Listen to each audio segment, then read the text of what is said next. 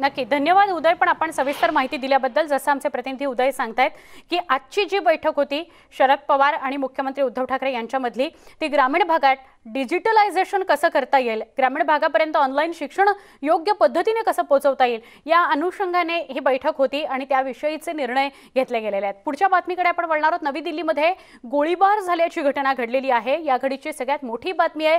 नवी दिल्लीत गोळीबार झाल्याची घटना घडली आहे. 3 ते 4 लोकांना गोळी लागल्याची ही माहिती मिळते आहे.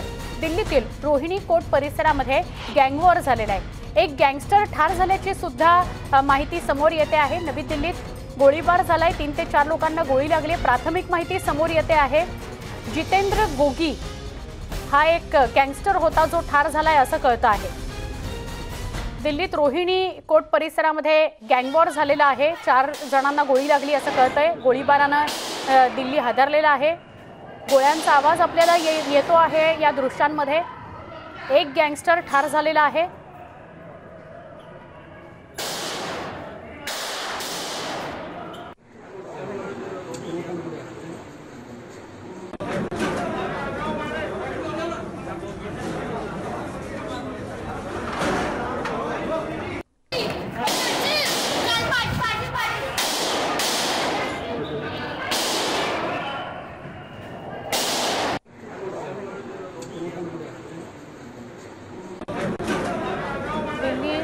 गोळीबाराच्या या घटनेनं हादरलेला आहे.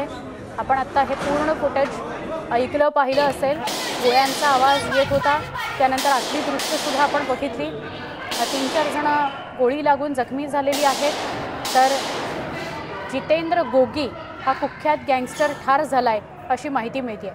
नवी दिल्लीत रोहिणी कोर्ट परिसरात हा प्रकार घडलाय. पण अजूनही हे पहिलं फुटेज समोर येत आहे आणि प्राथमिक माहितीच समोर येते.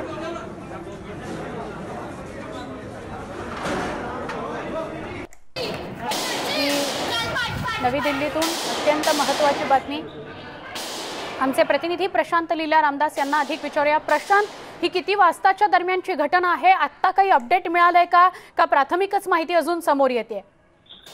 नाही, ज्या पद्धतीने दिल्लीचे पोलीस कमिशनर राकेश अस्थाना यांनी स्पष्ट केलेलं आहे की या संपूर्ण घटनेमध्ये 3 गुन्हेगार दगावले आहेत. त्यामध्ये 2 मारेकरी आणि एक जो आहे जितेंद्र आरोप गोली जो आहे, जो गुंड आहे तो दगावला आहे. आणि यामध्ये हे जे मारेकरी होते यांनी वकिलाचा ड्रेस घालून ते घटनास्थळी आले होते. आणि सोबतच ही जी घटना घडली आहे हे कोर्ट रूमच्या आतमध्ये घडलेली आहे अशा प्रकारची माहिती मिळालेली आहे. या संदर्भात एका जणाला ताब्यात घेण्याची माहिती प्राप्त झालेली आहे. आणि राहुल आणि मोरिश नावाच्या 2 गुंडांचा मृत्यू झालेला आहे. जेव्हा गँगस्टर प्रकाराचे जे आरोपी असतील त्यांना ती 3rd बटालियनच्या सोबत त्यांच्या जवानांना घेऊन येण्यात येतं. त्यांच्या जवानांच्या याच्यामध्ये घेऱ्यामध्ये हे सगळे आरोपी यांना घेऊन येत असतात.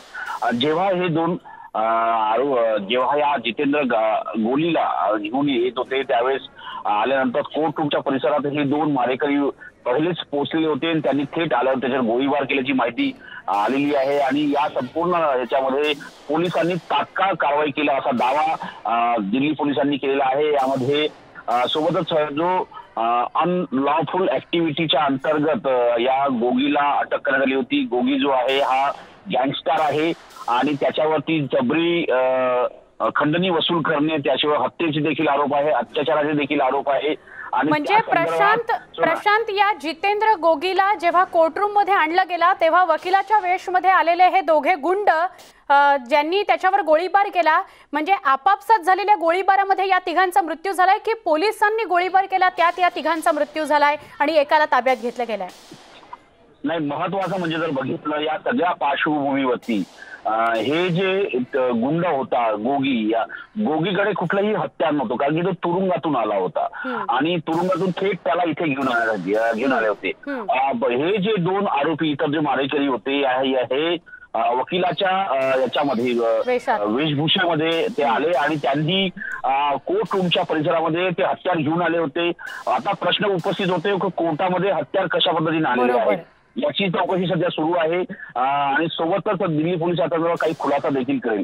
पण महत्वाचं म्हणजे रोहिणी कोर्ट परिसरामध्ये ही घटना घडलेली आहे आणि पोलिसांच्या गोळीबाराने पोलिसांनी ज्या प्रत्युत्तर दिलं या गोळीबाराचं तेव्हा हे 2 मारेकरी मारले गेले. नक्की प्रशांत, धन्यवाद. आपण अपडेट माहिती आपल्या प्रेक्षकांपर्यंत पोहोचवली. रोहिणी कोर्ट परिसरामध्ये जो गोळीबार झाला पोलिसांनी केला, कारण तिघांना यामध्ये ठार करण्यात आलेला आहे, एकाला ताब्यात घेण्यात आलेला आहे. त्यामुळे त्या एकाकडून ज्याला ताब्यात घेतलं गेलंय त्याच्याकडून नेमका काय हा सगळा प्रकार आहे तो कळू शकेल. यामध्ये कुख्यात गँगस्टर गोगी हा ठार झालेला आहे आणि इतर दोघे सुद्धा ठार झालेले आहेत जे वकिलाच्या वेशभूषेमध्ये आलेले होते.